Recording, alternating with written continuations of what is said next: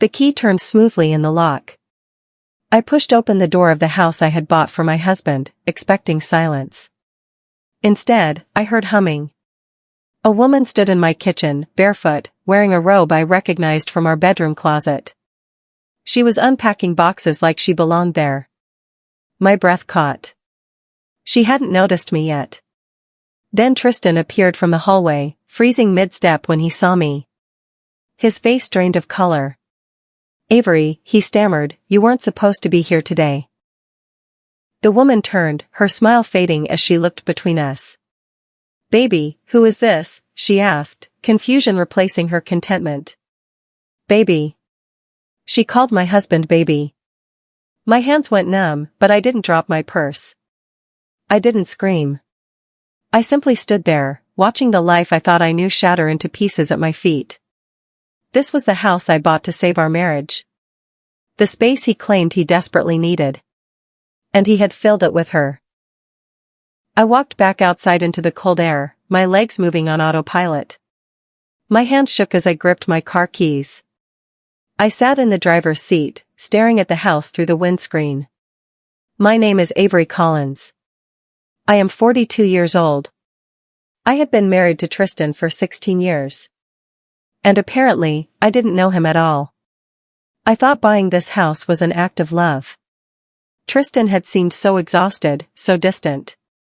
When he said he needed space, I believed him. I wanted to help. I wanted to give him room to breathe, to think, to find himself again. So I used money from the inheritance my grandmother left me. I bought this charming little house 30 minutes away. I handed him the keys. I told him to take all the time he needed. What I didn't realize was that he wasn't looking for space from life. He was looking for space from me. And now I understood why. It started 3 months ago. Tristan sat me down at our kitchen table, looking tired and worn. "I need space," he said quietly. "We're suffocating each other, Avery. I can't breathe anymore." I felt like I'd been slapped. We hadn't been fighting. There were no big arguments, no dramatic moments. Just a slow, creeping distance between us. I asked if he wanted therapy. He shook his head. "Therapy won't fix this. I just need time alone. I need to figure out who I am outside of us." I didn't know what to say. Part of me felt hurt. But another part understood. Marriages could feel heavy sometimes. Maybe space would help. Maybe absence would make his heart grow fonder. So I agreed. I told him I would support whatever he needed. He seemed relieved. Too relieved, I realized now. He wasn't sad about needing space. He was excited. That should have been my first clue. 2 weeks later, I found the house. It was small but beautiful, with large windows and a cozy fireplace. The rent-to-own agreement was perfect. I could afford it with my inheritance. The realtor handed me one key after signing. "Congratulations, Mrs. Collins," she said. "It's all yours." I drove straight to tell Tristan.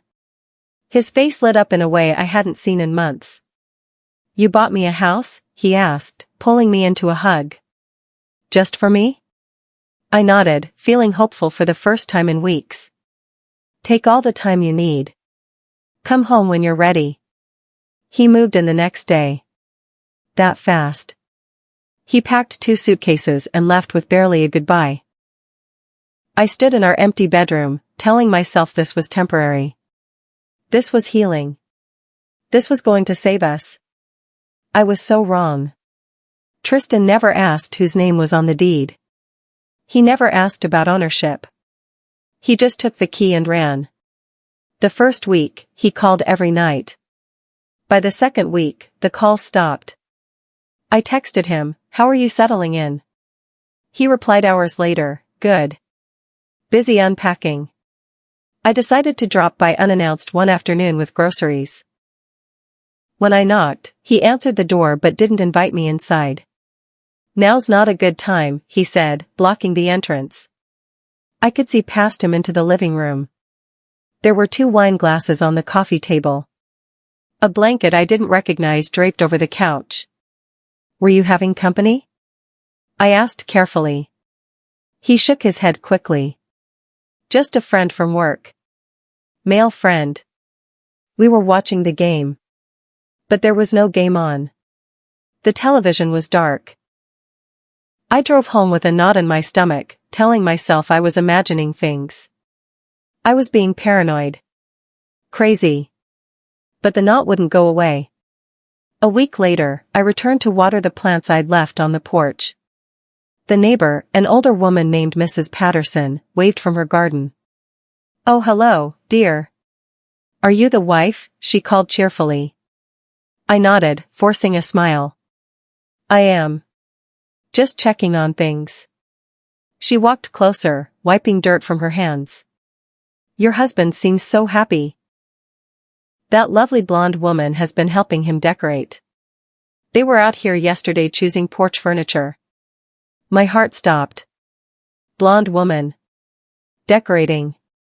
I kept my smile frozen. "Oh yes, she's been very helpful," I lied. Mrs. Patterson nodded enthusiastically. "Young love is beautiful, isn't it? You two make a lovely couple." She thought the blonde woman was me. She thought I was the one decorating with my husband. I thanked her and left quickly, my chest tight. Someone else was playing house in the home I bought. Someone else was choosing furniture and decorating. And Tristan had let her. That night, Tristan came home to our actual house, claiming he needed to pick up more clothes. He seemed exhausted, collapsing on the couch almost immediately. "Rough day?" I asked. He grunted in response, closing his eyes. "Work is killing me." Within minutes, he was asleep. I stared at his phone on the coffee table. My hands trembled as I picked it up. I knew his passcode. He'd never changed it. The screen unlocked. I opened his messages. Her name was Holly. The messages made my stomach turn. "Can't wait to be in our house again tonight. I love waking up next to you." Does she suspect anything? My vision blurred. Our house. She thought it was their house. I forwarded every message to my email. I took screenshots of everything. I moved carefully, quietly, documenting months of lies. When I finished, I placed his phone exactly where I found it. I didn't wake him. I didn't scream. I simply went upstairs and began planning. The next morning, Tristan was cheerful at breakfast. "I think the space is really helping," he said, pouring coffee. "I feel clearer already." I nodded, buttering my toast. "I'm glad. That's all I wanted for you."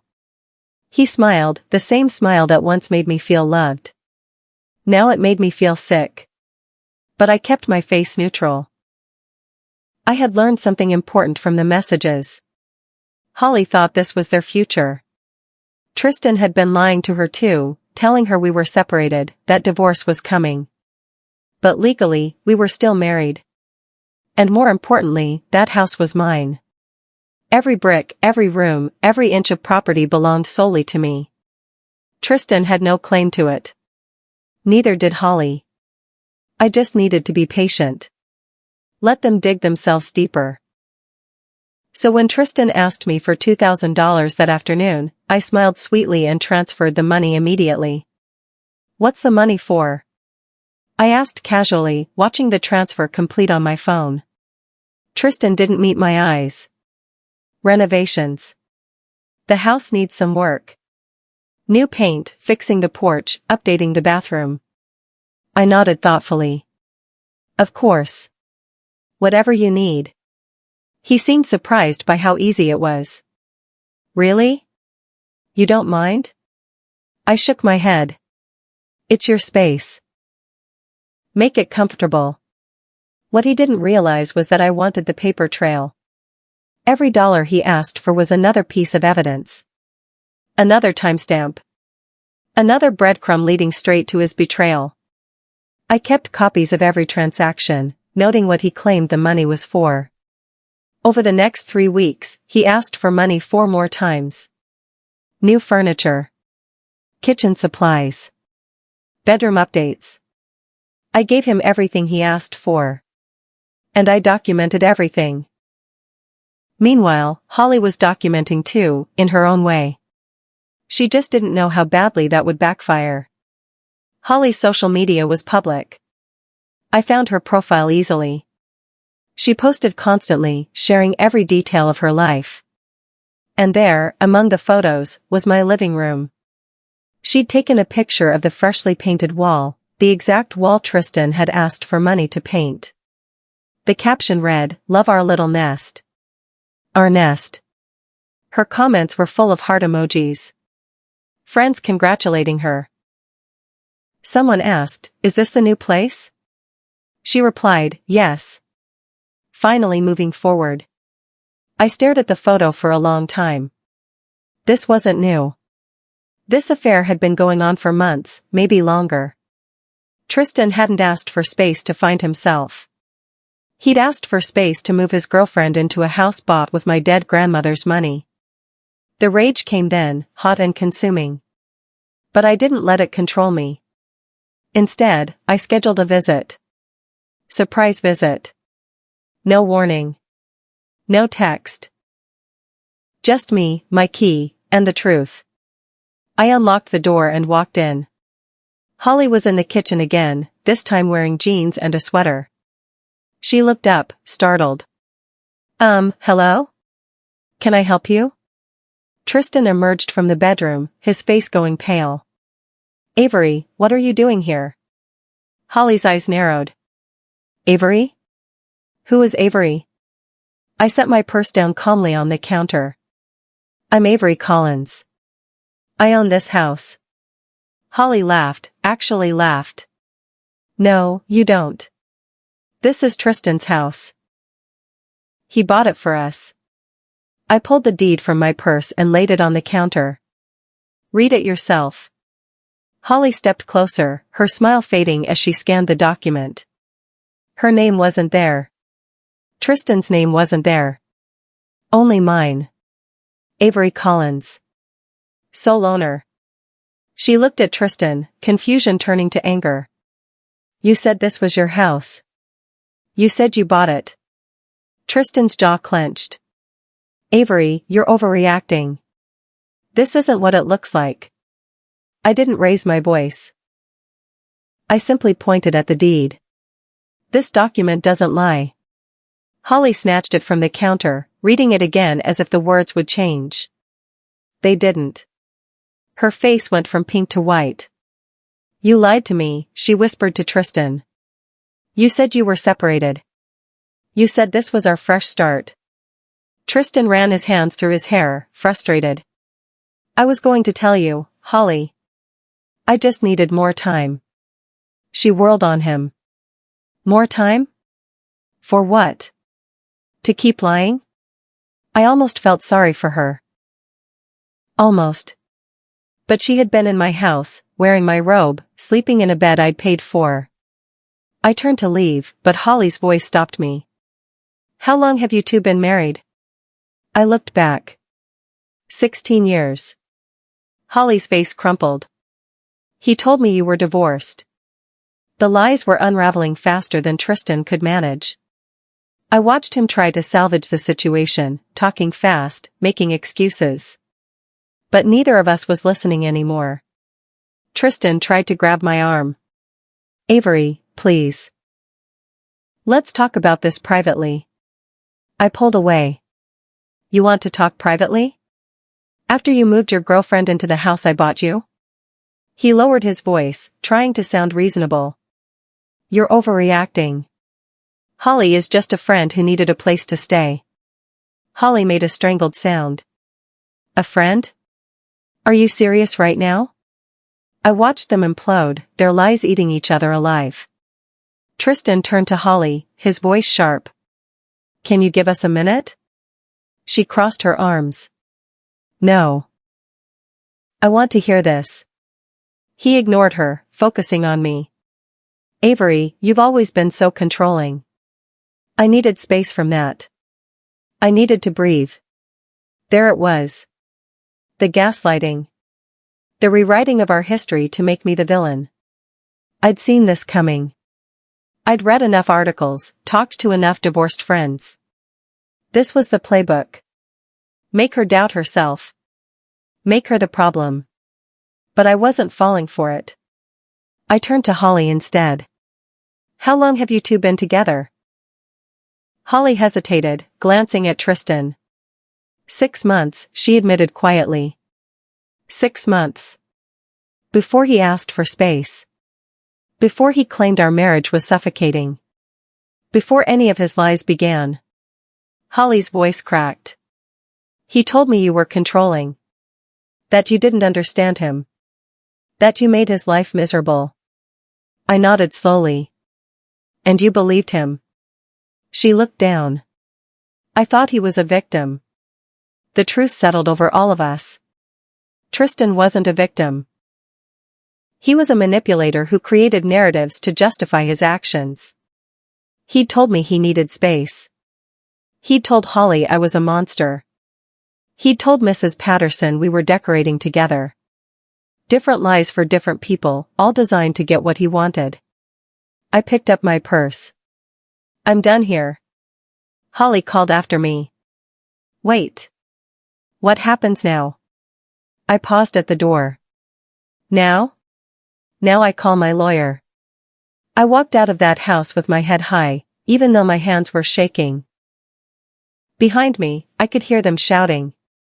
Holly demanding answers. Tristan making more excuses. Their voices faded as I reached my car. I sat in the driver's seat, gripping the steering wheel. The betrayal hurt worse than I expected. Not just because he cheated, but because of how calculated it all was. He didn't stumble into an affair. He orchestrated it. He manipulated me into funding it. And he would have kept going if I hadn't found out. But I did find out. And now I had a choice. I could fall apart, or I could fight back. I chose to fight. I drove straight to my lawyer's office. Patricia Hayes had handled my grandmother's estate. She was sharp, no nonsense, and exactly who I needed. When I walked in and told her everything, her expression hardened. Get me copies of everything, she said. Every text, every transaction, every lie. We're going to bury him. Patricia reviewed the documents I'd gathered over the past weeks. The screenshots, the bank transfers, the deed, the timeline. She looked up, her eyes fierce. This is airtight, Avery. That house is yours. Tristan has zero legal claim to it. Relief flooded through me. So he can't fight me for it? She shook her head. He can try, but he'll lose. You bought it with inheritance money before any separation was formalized. It's separate property. And more importantly, he's been lying about his living situation. She leaned back in her chair. Here's what I suggest. Let him stay there a little longer. Let him get comfortable.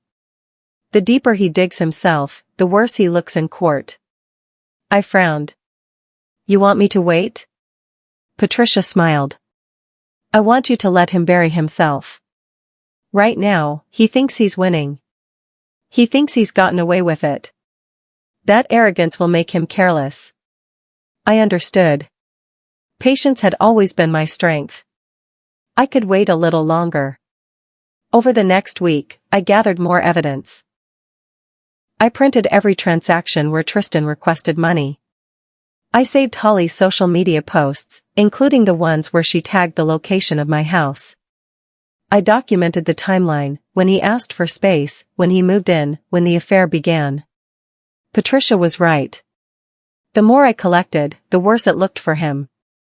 Then I discovered something else. Holly's profile showed she was engaged. Not to Tristan.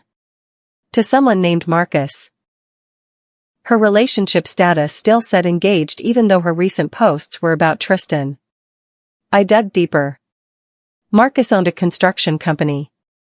He and Holly had been together for 3 years. Engaged for 1. So Holly was cheating too. She'd left her fiancé for my husband, believing Tristan's lies about being separated. This wasn't just my story anymore. This was bigger. And Marcus deserved to know the truth. Finding Marcus wasn't hard. His construction company had a website with contact information. I sent him a simple email, "My name is Avery Collins. I think we need to talk about Holly." He called me within an hour.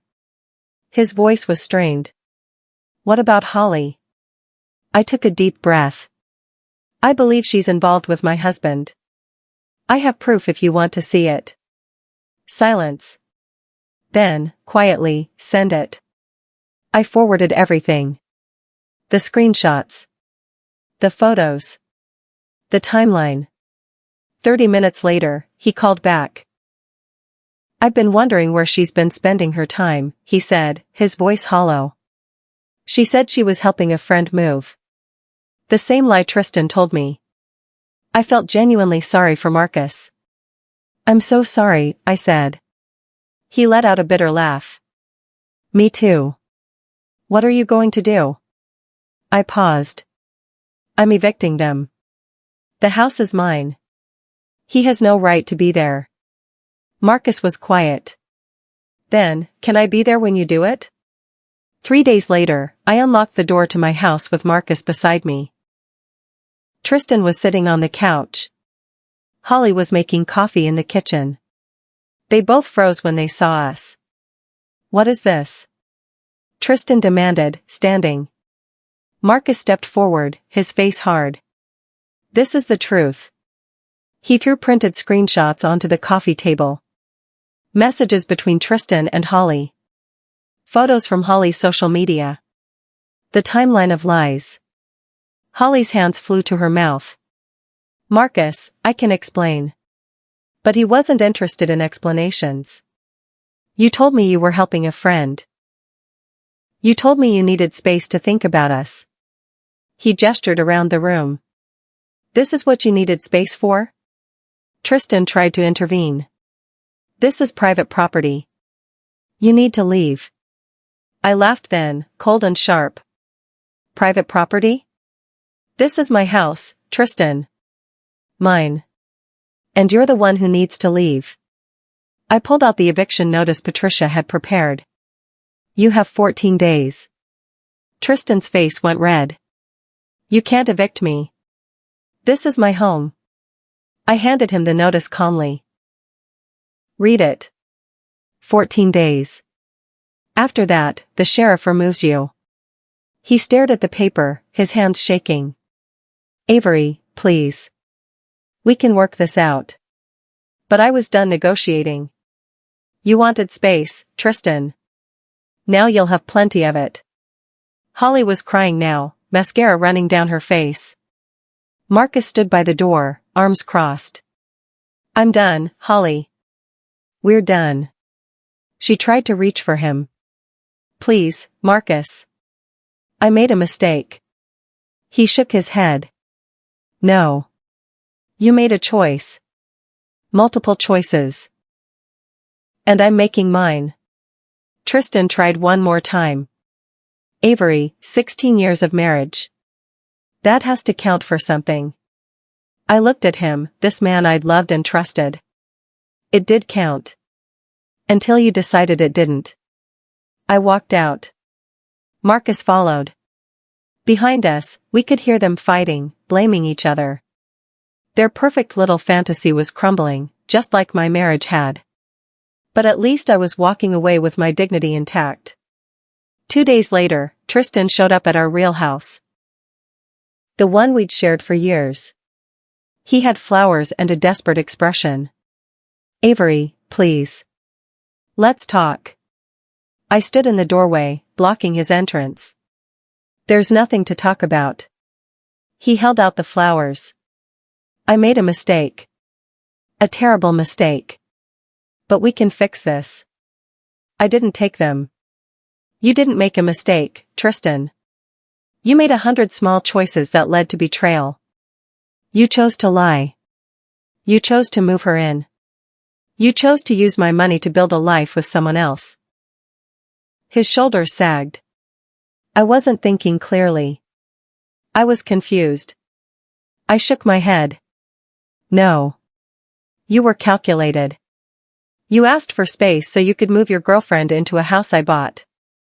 That's not confusion. That's cruelty. He stepped closer. I love you, Avery. I never stopped loving you. But the words meant nothing anymore. If you loved me, you would have been honest. If you loved me, you wouldn't have humiliated me like this. He tried to argue, but I closed the door. I was done listening. That night, Holly sent me a message. I'm sorry. I didn't know the truth. I stared at the words for a long time. Part of me wanted to ignore her. She'd been in my house, wearing my robe, playing house with my husband. But another part of me understood. She'd been lied to, just like I had. I replied, he told us both what we wanted to hear. That's what manipulators do. She responded immediately. He promised me everything. Marriage, a future, a home. Now I have nothing. I felt a pang of sympathy despite myself. You're not the villain here, Holly. He is. There was a pause. Then, Marcus won't even talk to me. My friends think I'm horrible. Everyone knows. I understood that feeling. The shame. The judgment. Give it time, I wrote. The truth always comes out eventually. She thanked me and said goodbye. I never heard from her again. But I hoped she learned something from this. I know I did. Trust, once broken, can never fully heal. 14 days passed. Tristan didn't leave voluntarily. On day 15, the sheriff arrived at the house with an eviction order. I wasn't there, but Patricia told me what happened. Tristan argued. He shouted. He claimed I was being vindictive and cruel. But the law was clear. The house was mine. He had no legal right to be there. His belongings were removed and placed on the curb. The locks were changed. Within a week, Tristan's life completely unraveled. Holly was gone, back to trying to rebuild her relationship with Marcus. The mutual friends who'd known about the affair distanced themselves from Tristan. His reputation at work suffered when the story spread. And financially, he was drowning. The money he'd spent decorating his house was gone. The future he'd imagined with Holly had evaporated. All he had left was the truth. He'd destroyed a 16-year marriage for a fantasy that never existed. Meanwhile, I filed for divorce. Patricia made sure the terms were clear. I kept the house. I kept my inheritance. And I kept my self-respect. 6 months later, I sold the house that had caused so much pain. I made a decent profit. With that money, I bought myself a new home. Smaller, quieter, mine. I painted the walls colors I loved. I filled it with furniture I chose. I invited friends over for dinner and heard myself laugh again, genuine and free. The divorce was finalized quickly. Tristan didn't fight it. He couldn't. The evidence was overwhelming. I kept my maiden name and my independence. I started seeing a therapist to process the betrayal and rebuild my sense of self. Slowly, I began to feel whole again. Not the same as before. Better. Stronger. I'd learned that love without honesty is just manipulation. That space without communication is just distance. And that sometimes, the trash takes itself out. You just have to let it go. Amelia, my best friend, visited often. You're glowing, she said one afternoon. I smiled. I'm free. And I was. Finally, truly free. 1 year after everything fell apart, I received a text from Tristan. I just needed space. We could have fixed it. I stared at the message for a moment. The old me might have responded. Might have argued or explained. But the new me? I simply deleted it. He didn't deserve my energy anymore. He wanted space, so I gave him exactly what he asked for. A whole house. A blank canvas for his lies. And in return, it revealed everything I needed to know. It showed me who he really was. What our marriage had really become. And what I truly deserved. I walked out onto my porch, coffee in hand, watching the sunrise over my new neighborhood. My life wasn't perfect. But it was honest. It was mine. And that was worth more than any fantasy Tristan ever tried to build. He wanted space. So I gave him the kind that would remind him forever what he lost. Me.